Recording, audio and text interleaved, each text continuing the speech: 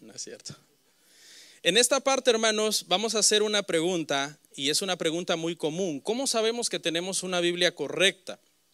¿Cómo sabemos que tenemos una Biblia correcta? Porque muchos dicen, ok, hermanos protestantes, ustedes tienen su Biblia de 66 libros, pero los judíos tienen su Biblia de 39 libros y los católicos tienen su Biblia de 73 libros. Entonces, ¿cómo sabemos que tenemos una Biblia confiable, una Biblia correcta? Los próximos minutos trataré de hacer unos comentarios que le den confianza, tanto históricos como bíblicos, de saber que nosotros tenemos la Biblia correcta. Pastor, pero si eso también lo dice un cura y eso también lo dice un judío. Usted dice, yo tengo la Biblia correcta. El sacerdote católico dice, yo tengo la Biblia correcta. El rabino dice, yo tengo la Tanaj correcta, la Biblia correcta. Entonces, pues es muy fácil que todos digamos que tenemos la razón. ¿Quién tiene la razón? Trataré de ir un poco a la historia y a la Biblia para que entendamos esta situación, hermanos. Hablemos primero de la Biblia hebrea. ¿Cuántos han leído la Biblia hebrea? Tenga cuidado antes de contestar porque es una pregunta capciosa. Nosotros caímos en esa trampa. Nuestro maestro de introducción al Antiguo Testamento nos hizo la pregunta, nos dice, a ver, hermanos, ¿cuántos han leído la Biblia hebrea? Y todos caímos en la trampa como no, porque uno entiende que nos están diciendo que cuántos han leído la Biblia en hebreo, y no es eso. La Biblia hebrea, hermanos, todos la tenemos. Usted la tiene en sus manos, porque son los primeros 39 libros del Antiguo Testamento. Si usted dice, yo no he leído la Biblia hebrea, pues imagina, entonces ¿en dónde estamos? Porque nunca ha leído usted Génesis, nunca ha leído Malaquías, nunca ha leído los Salmos. Claro, todos hemos leído la Biblia hebrea. ¿Okay? ¿Cuál es? Se le conoce como Tanaj. Aquí voy a hablar un poquito teológicamente, pero no se preocupe si no lo entiende todo. La T es para Torah, los primeros 5 libros de la Biblia. Luego sigue una A que no significa nada. Luego la N para Neviyin, que se refiere a los profetas. Lo que nosotros dividimos los profetas en profetas mayores, profetas menores, en la Biblia hebrea se divide un poco diferente, como profetas antes del exilio, profetas después del exilio y otras cosas. Y la K al final de Tanaj para Ketubim, que se refiere a los demás escritos, los escritos históricos, los salmos, los libros de sabiduría, etcétera.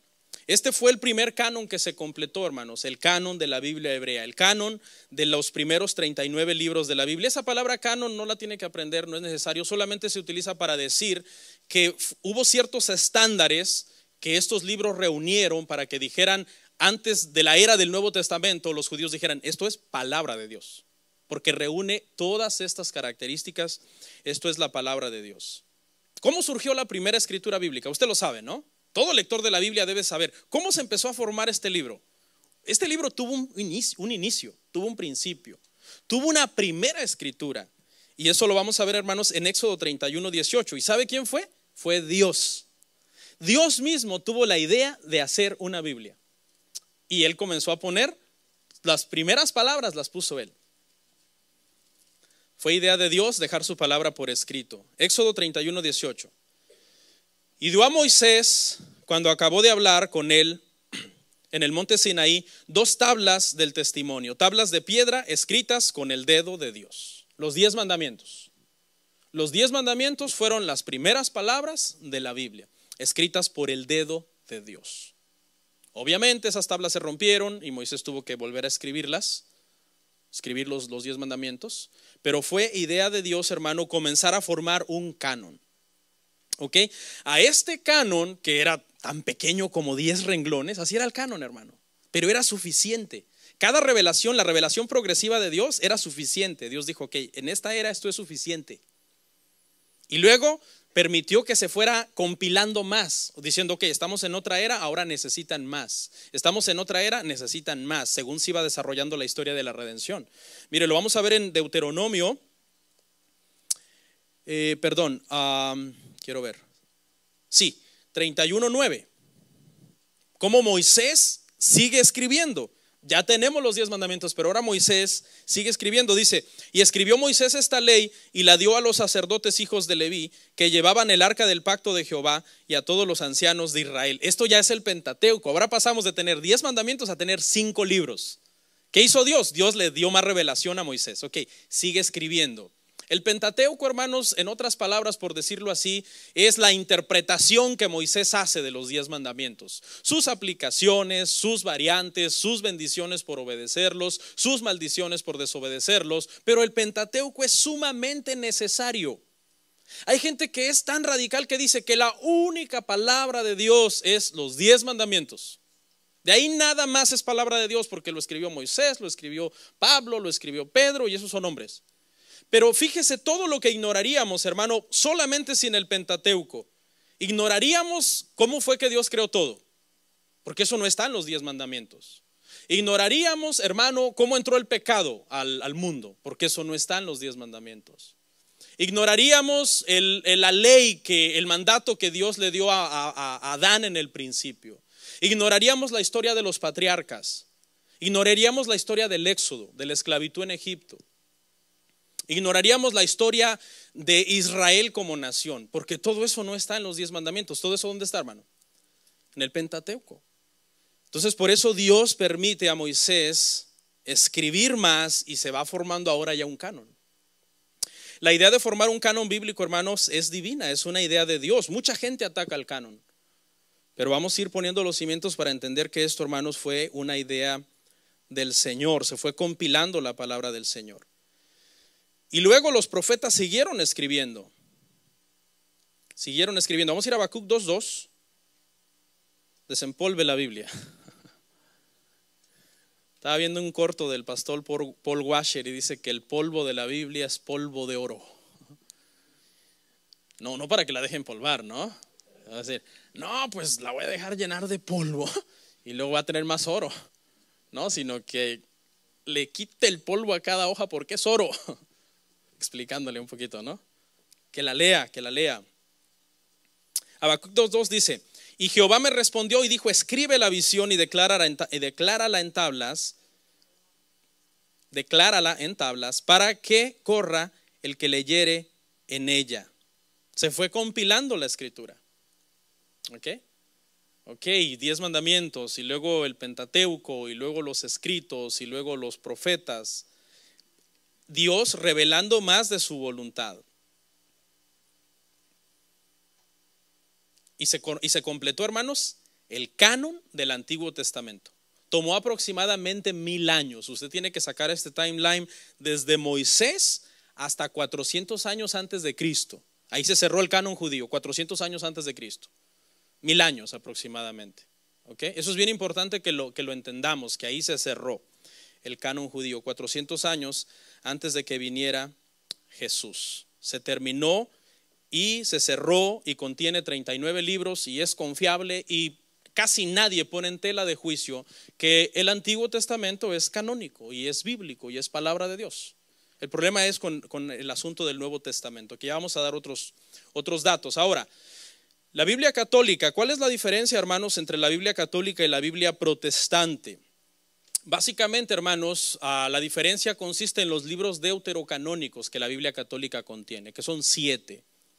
De ahí los demás libros, los otros 66, es lo mismo, es palabra de Dios, excepto por los 7 libros deuterocanónicos que se añadieron. ¿Por qué surgió este problema? ¿De dónde salió este problema de añadir estos 7 libros? Todo sucedió, hermano, cuando en el año 400 aproximadamente después de Cristo, un hombre que se llamaba Jerónimo hizo una traducción que se llama la Vulgata Latina, que consistía en poner la Biblia en un idioma del pueblo para que el pueblo lo entendiera.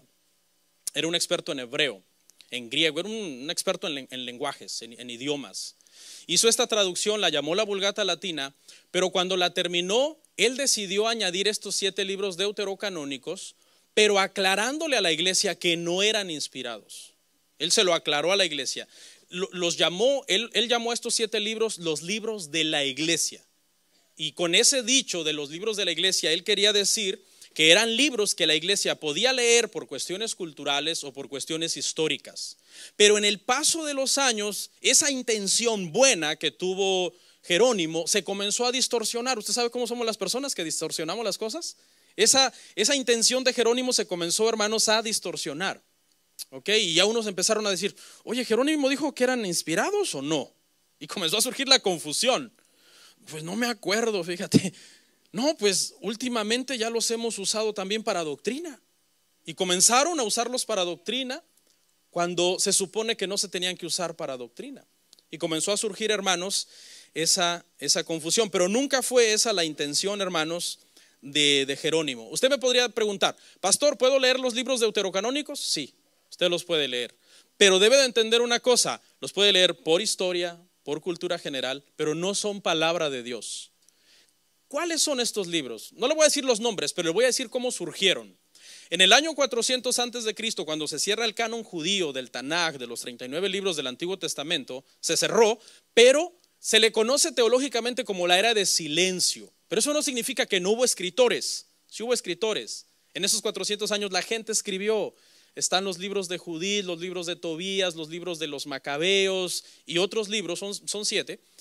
Y entonces esos libros los judíos los consideraban como históricos, pero no como palabra de Dios. Y el problema fue que se comenzaron a considerar como inspirados.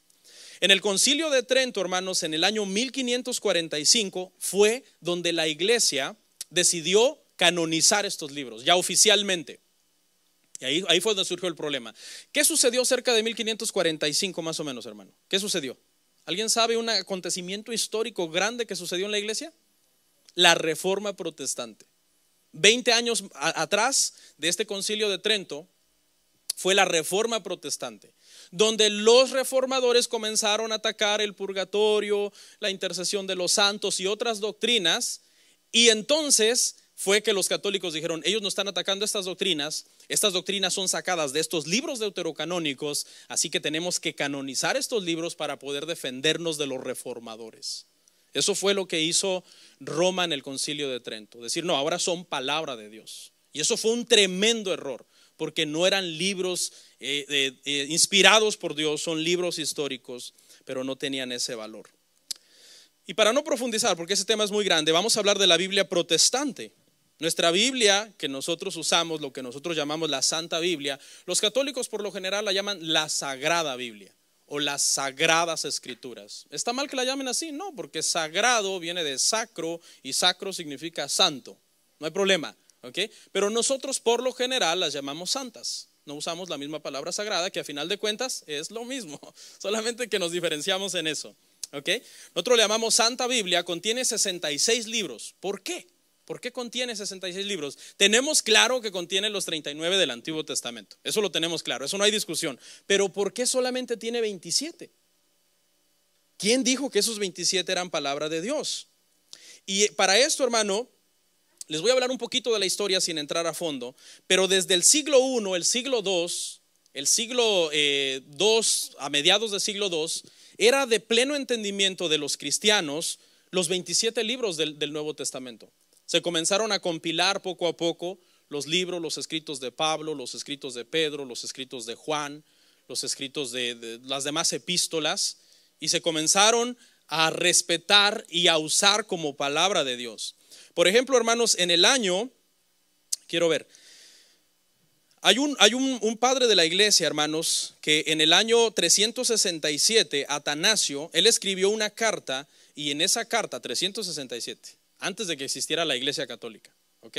367, Atanasio, hermano, menciona los 27 libros que nosotros tenemos en nuestra Biblia y los llama la palabra de Dios juntamente con el Antiguo Testamento. O sea, desde el principio, por tradición, se comenzó a decir, estos son los escritos de los apóstoles, estos son los escritos de los que estuvieron cerca de ellos. Por ejemplo, Juan tuvo un discípulo, Policarpo. Policarpo tuvo un discípulo, se llamaba Clemente. Clemente dio fe y legalidad a que los escritos de Juan eran del apóstol Juan, su evangelio, sus epístolas y su apocalipsis. Entonces hay récords históricos del primer siglo, del segundo siglo, bien confiables, súper confiables. Son tan confiables, muchas veces hay gente que cree más en la Ilíada de Homero o en la Odisea o en escritos griegos que vienen antes de Cristo, 300 años, 200 años no, eso sí fue cierto y lo escribió fulano y sutano. Y cuando hablamos de escritos de la iglesia del primer siglo, tiempo más para acá, no, eso sí quién sabe, porque hace tantos años que a saber. No, es que esos escritos se tuvo el cuidado de guardarlos, ¿ok? Y de identificar plenamente los escritos, hermanos, del Nuevo Testamento. ¿Qué es el Nuevo Testamento entonces? El Nuevo Testamento, hermanos, es el complemento del Antiguo Testamento. La Biblia, para que nosotros la llamemos Biblia, obviamente los judíos no llaman Biblia al Antiguo Testamento, lo llaman Tanaj, sus escritos de ellos. La Biblia, para que nosotros la llamemos Biblia, debe estar compuesta por Antiguo Testamento y Nuevo Testamento. Es la revelación del cumplimiento de las promesas que Dios hizo, hermanos, en el Antiguo Testamento. Por eso cuando usted lee Mateo, ¿cuál es el primer libro del Nuevo Testamento? Mateo. Usted comienza a leer ahí, usted se va a topar muchas veces, yo ahorita estoy en Mateo y voy marcando versículo por versículo, cada vez que dice, y esto sucedió para que se cumpliera lo dicho por el profeta tal. Y esto sucedió para que se cumpliera lo dicho por el profeta cuál. Entonces, por eso es que el Nuevo Testamento permitió Dios que se escribiera para que se cumpliera todo lo que estaba profetizado acerca de Cristo. Fue una revelación, en teología se le llama como una revelación progresiva. Pregunta, ¿necesitamos más escrituras? No necesitamos más escrituras. ¿Cómo lo sabe, pastor? Porque Hebreos 1:1 nos dice que ahora el Padre nos habla a través de su Hijo. La máxima revelación de Dios ya se dio. Esa revelación es Jesucristo y esa revelación está escrita en el Nuevo Testamento.